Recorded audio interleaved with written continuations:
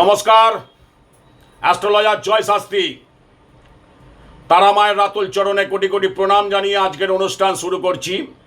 তা আজকের যে কথাটি আপনাদের কাছে তুলে ধরব, বাস্তুশাস্ত্রে কোন দিকে কোন গ্রহের অবস্থান নির্দেশ করে সেটি সম্বন্ধে অনেকে জানেন, অনেকে জানেন না। তবে আমি জানিয়ে দিচ্ছি, ভালো করে জেনে নিন বা লিখে রাখবেন, তাতে আপনারা উপকৃত হবেন। যেমন পূর্ব দিকে সূর্যদেব, উত্তর দিকে বুধ গ্রহ, দক্ষিণ দিকে মঙ্গল গ্রহ, পশ্চিম দিকে শনি গ্রহ, উত্তর পূর্ব কোণ যেটাকে ঈশান কোণ বলছি সেখানে বৃহস্পতি গ্রহের অবস্থান, দক্ষিণ পূর্ব যেটাকে অগ্নিকোণ বলছি সেখানে শুক্র গ্রহের অবস্থান, উত্তর পশ্চিম কোণ যেটাকে বায়ুকোণ বলছি সেখানে কেতু গ্রহের অবস্থান, দক্ষিণ পশ্চিম যেটাকে নৈঋত কোণ বলছি সেখানে রাহু গ্রহের অবস্থান, এবং ব্রহ্মস্থানে ঘরের মধ্যভাগে ব্রহ্মস্থান সেখানে চন্দ্র গ্রহের